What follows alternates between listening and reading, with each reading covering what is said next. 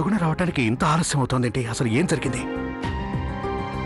గోవిందమ్మతో ఇంతసేపు ఉందంటే ఒకవేళ తనేమైనా అసలు ఏం చేయాలి తనని? నాకేం అర్థం కావట్లేదు. తనకు ఏమైనా చెప్పిందనుకో కూడా. అరే సుగుణ, నువ్వు ఇంతసేపు ఏమైపోయావు? కనీసం ఫోన్ అయినా చేయొచ్చుగా. నేను ఇక్కడ ఎంత టెన్షన్.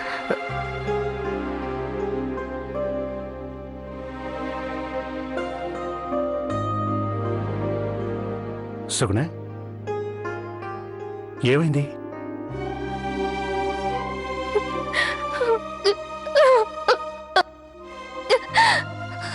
సుగుణ,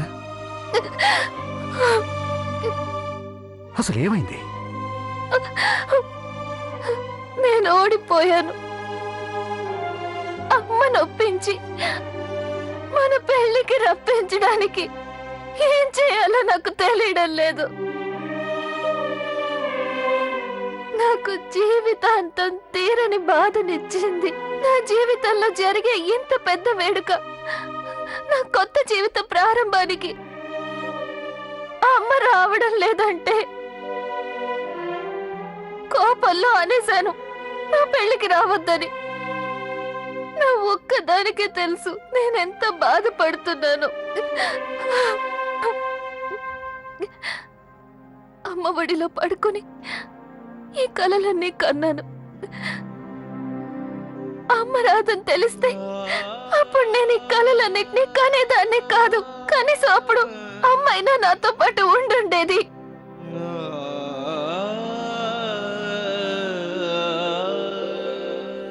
చూడు సుగుణ, నువ్వు ఇలా బాధపడుతూ ఏదైనా చేసావంటే నిన్ను మీ అమ్మని ఇద్దరిని బాధ పెట్టిన దానివి అవుతావు నువ్వు. మీ అమ్మ మనసు ఒక్కరోజులో మారేది కాదు. దానికి చాలా సమయం కావాలి సుగుణ. ఆ సమయం ఆవిడకివ్వాలి. ఇవ్వక తప్పదు సుగుణ. చూడు, కాలం గడిచే కొద్దీ నెమ్మదిగా మీ అమ్మకే అర్థమవుతుంది నీ నిర్ణయం తప్పు కాదని, మన ప్రేమ నిజమైందని, మన పెళ్లి సత్యమని.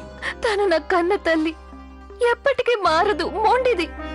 ప్రాణం పోతున్నా సరే పంతం పడితే మారదు.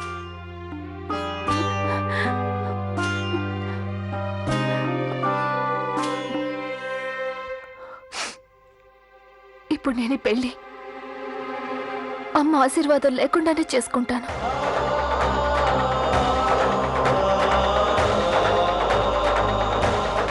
చూసారా అయ్యగారు, నా తలరాత ఎలా ఉందో? పెళ్లికి ముందే పుట్టింటికి దూరం అయ్యాను.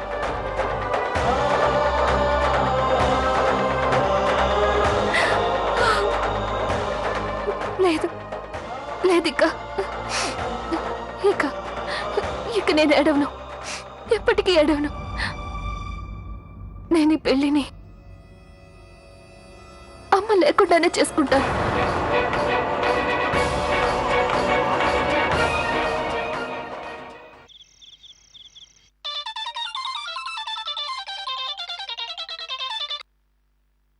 హలో హలో, చిన్న జమీందారు గారా? నేను గోవిందమ్మని మాట్లాడుతున్నా. గోవిందమ్మ, మీరు ఇంత రాత్రి వేళ ఏమైంది? ఇంతవరకు ఏం కాలేదు. అందువల్లే నాకు అసలు నిద్ర రావడం లేదు. నా సుగుణ జీవితాన్ని కాపాడేందుకు ఒక్కరోజే మిగిలింది. కానీ నేను పడుతున్న బాధ మీకు అర్థం కావట్లేదు. నా సుగుణ జీవితాన్ని రక్షిస్తారు కదా? గోవిందమ్మ గారు, నేను ప్రయత్నిస్తూనే ఉన్నాను. మా అత్తయ్య బతికే ఉంటే ఎలాగైనా ఈ పెళ్లిని ఆపాలనుకుంటున్నాను. మిమ్మల్ని కలిసినప్పటి నుంచి నేను ప్రయత్నిస్తూనే ఉన్నాను. కానీ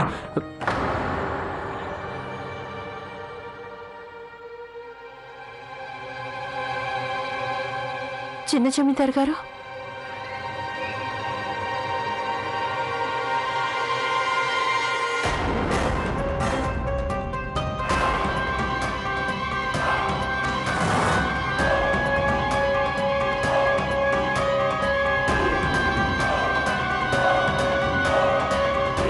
అయ్యగారు, అయ్యగారు, మీరేదో చెప్పబోతూ ఆపారు. గోవిందమ్మ గారు, నేను తర్వాత ఫోన్ చేస్తాను, సరేనా?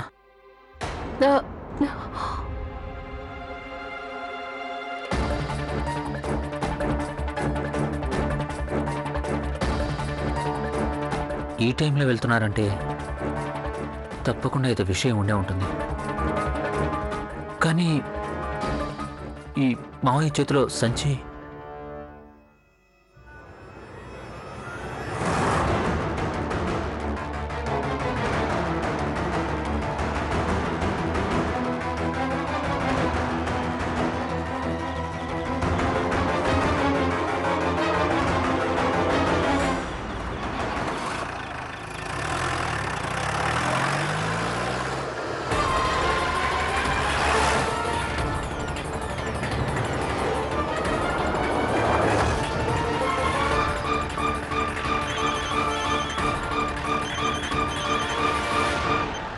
హలో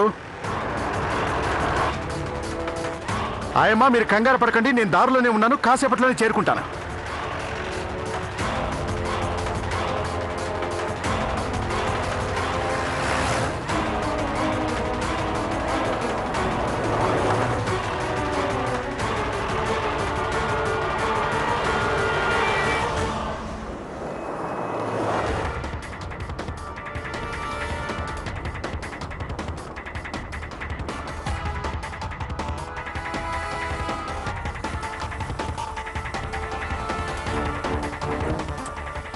షిట్, ఎటువైపు వెళ్ళుంటారు? I missed him.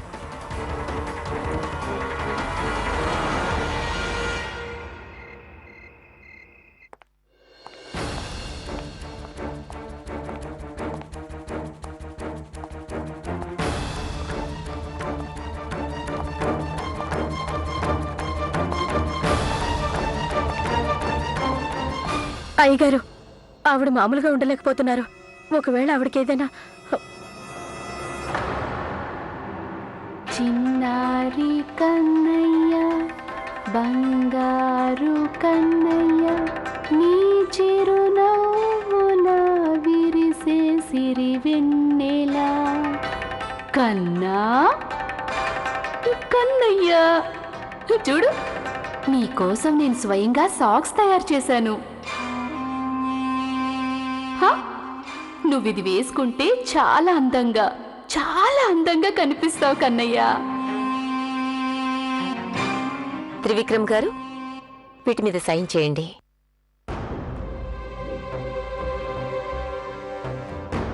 డాక్టర్, ఇప్పుడు తను ఓకేగా? విక్రమ్ గారు, అన్ని విధాలా ఏం చేయాలో ప్రయత్నించాను.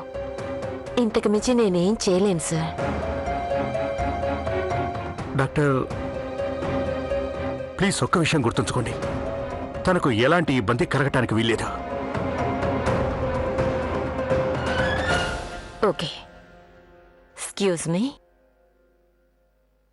జమీందార్ గారు ఆయమ్మ, ఈ సమయంలో ఏం చెప్పకండి. నేను ఏ విషయం విందల్చుకోలేదు. తనని ఇక్కడే ఉంచాల్సిన బాధ్యత మీదే. ఇవి ఉంచండి. తను అడిగితే తప్ప ఇచ్చే ప్రయత్నం చేయకండి. జమీందార్ గారు,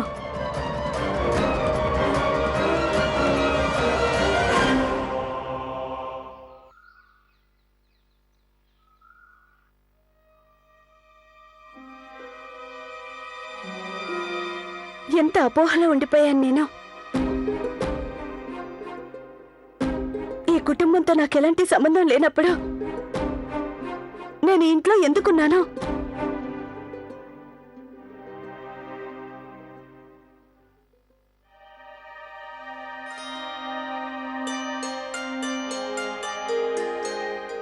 ఎందుకొచ్చావు?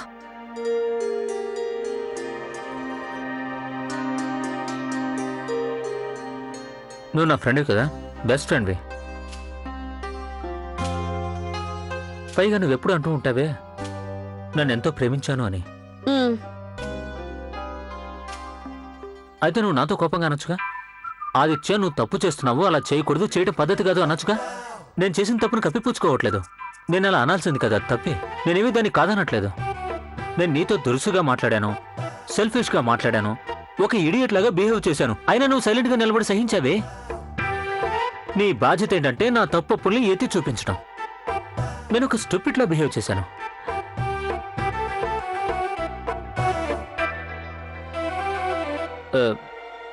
అలా ఎందుకు చూస్తున్నావు? అరే, ఇందులో అంతగా నవ్వాల్సిందే ఉంది. కొంచెం నాకు చెప్తే నేను నవ్వుతాగా. అసలే నేను చేసిన తప్పుకు సిగ్గుతో క్షమించమని అడగడానికి వస్తే నువ్వు మాత్రం సిగ్గుపడగలవు, మాటలు చెప్పగలవు, కానీ ధైర్యం చేసి డైరెక్ట్ గా మాత్రం చెప్పలేవు సారీ అని. ఆ, ఎంతసేపు నీతో అదేగా చెప్పాను. నేను తప్పు చేశాను, నీతో దురుసుగా ప్రవర్తించి చాలు చాలు చాలు, నాకు అర్థమైంది. కానీ నేను నిన్ను క్షమించాలంటే నువ్వు నీ మనసులో దాచిన మాటను చెప్పాల్సిందే. దానివల్లే కదా నువ్వెంత టెన్షన్గా ఉన్నావు. అమృత, ఈ విషయాన్ని నేనే హ్యాండిల్ చేస్తాను. ప్లీజ్, ఒకసారి ఇది పూర్తిగా సాల్వ్ అవగానే అంత వివరంగా నేనే చెప్తాను. ఇక అప్పటి వరకు నువ్వు వెయిట్ చేయక తప్పదు. ఇంకో మాట, ఈసారి నేనేదైనా తప్పు చేస్తే ప్లీజ్ నాతో చెప్పు, అలా నిలబడి గుడ్లు మెటకరించుకో. మరిక నువ్వు నన్ను క్షమించేశావు కాబట్టి ఈ బట్టలన్నీ లోపల పెట్టేద్దామా ఏంటి? సరే, అంతవరకు ఆగుతాను. కానీ నువ్వు మాత్రం నన్ను నీదాన్ననుకొని అన్నీ చెప్పాలి. ఓకే మేడం, ఇప్పుడు నువ్వు కుసుమ దగ్గరికి వెళ్ళు, తనని బయటికి తీసుకెళ్ళు. నేనేమనుకుంటున్నానంటే కుసుమతో పాటు సుగుణ్ణి కూడా తీసుకెళ్దామని. తన టెన్షన్ తగ్గుతుంది, కాస్త మనసు కుదుట పడుతుంది. నీ ఇష్టం, అలాగే కానీ.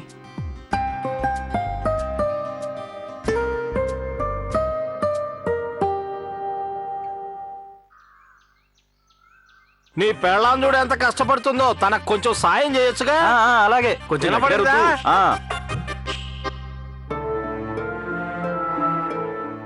అక్క,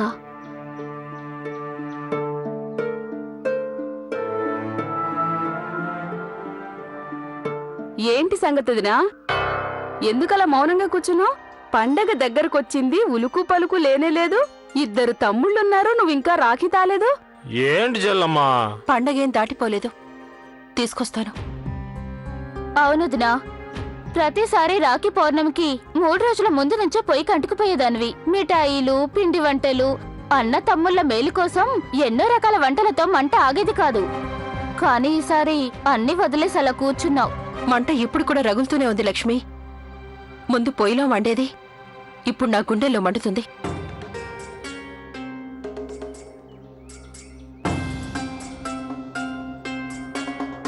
అయినా పిండి వంటలు చేయనంత మాత్రాన అన్న తమ్ముళ్ళ మీద ప్రేమ తగ్గిందని కాదు. అలా ఎందుకవుతుందక్క? ఏది జరిగినా జరగకపోయినా మన ప్రేమాభిమానాలు ఎప్పుడూ తగ్గవు. ప్రతి ఏడు నీ రక్షణ మాదని ప్రమాణం చేస్తున్నాం. ఊరికే కాదు, సమయం వచ్చినప్పుడు నువ్వే చూడు, మా తల నరికి నీ కాళ్ళ ముందు పెడతాం. నేను వెనక్కి తగ్గేది లేదు.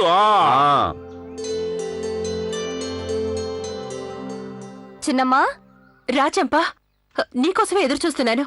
ఇలా రా రా. అయినా కన్నయ్య, నా సుగుణ కూడా నాలో సగభాగమే కదా. సుగుణ్ణి రక్షించేందుకు నువ్వు ఒక్క మాట కూడా మాట్లాడలేదు, కానీ అలాంటిది తల నరికిస్తావా?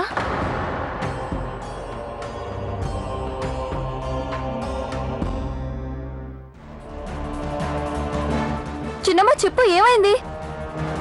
చూడు, త్రివిక్రమ్ జమీందార్ గారు బయటికి వెళ్లేటప్పుడు రాఘవని తన వెనకే వెళ్ళమను. ఆయన ఎక్కడికి వెళ్తున్నాడో చూడమను. ఇంకా భవనంలోకి వచ్చే పోయే వాళ్ల మీద ఓ కన్నేసుంచమను. అవన్నీ నాకొచ్చి చెప్పమను. అలాగే చిన్నమ్మా, నేను వెంటనే వెళ్ళి చెప్తాను. మీరేం బాధపడకండి.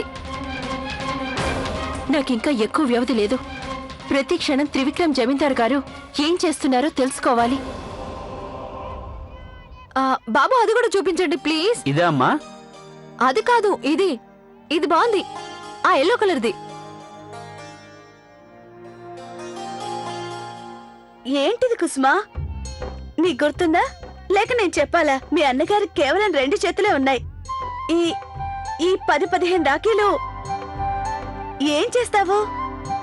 నన్నేం చేయమంటావు అమృత? ఈ రాఖీలన్నీ ఎంత బాగున్నాయంటే ఒకదాన్ని మించి ఒకటి ఉన్నాయి. అరే సుగుణ, నువ్వు కూడా తీసుకో. మీ ఇంట్లో కూడా కొత్తగా ఈ మధ్య ఒక బ్రదర్ వచ్చాడుగా. రా, వచ్చి తీసుకో, సెలెక్ట్ చేయి. వద్దు, నాకొద్దు.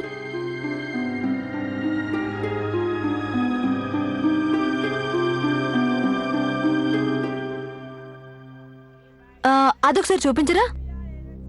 సుగుణ, నువ్వు రాఖీ కట్టేందుకు మీ ఇంటికెళ్ళొస్తే బాండు అనిపిస్తుంది. ఐఎమ్ షూర్ కనీసం పండగ రోజైనా మీ అమ్మ నీ మీద కోపంగా ఉండదనుకుంటా. నాకు తెలుసు మా అమ్మ నన్ను ఇంటికి రాకుండా ఆపదని. కానీ ఈ పండుగ తర్వాత మా ఇల్లు నాకు పరాయిదైపోతుందా? ఏ ఇంట్లో అయితే నేను పుట్టి ఇంతకాలం పెరిగానో ఆ ఇంటికి నేను పండగలకి పబ్బాలకి మాత్రమే వెళ్ళగలనా? సుగుణ, నువ్వు అదృష్టవంతురాలివి. కనీసం పెళ్లి తర్వాత ఇలా ఉంటుందనే ఐడియా అయినా ఉంది. నాకు మాత్రం అసలు పెళ్లి అవుతుందో లేదో అసలు అసలు అర్థం కావడం లేదు.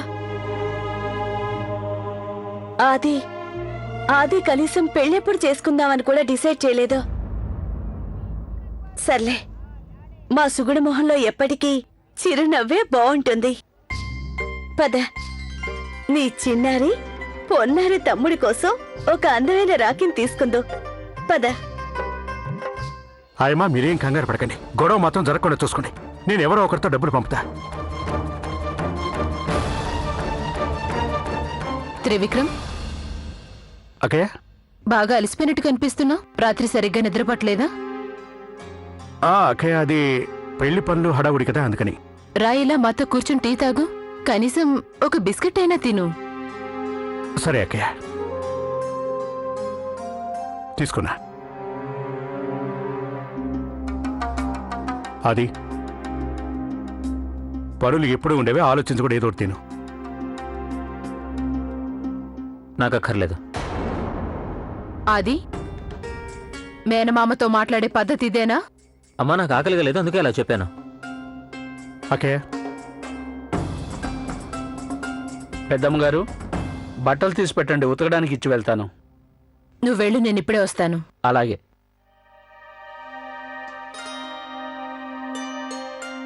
బాబు, అది అవుట్ హౌస్ తెరిపించి దాన్ని శుభ్రం చేయించు. బంధువుల్లో కొందరుండేందుకు బాగుంటుంది కదా. సరే అమ్మా.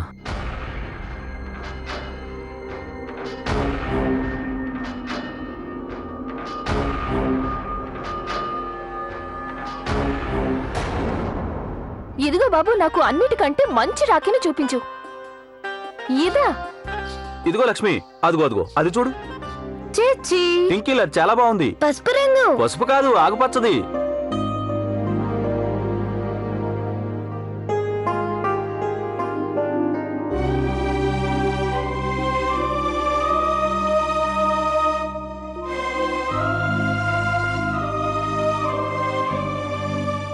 చిన్నమ్మ చూడు, సుగుణేంద్ర మన వైపే వస్తుంది. సుగుణ,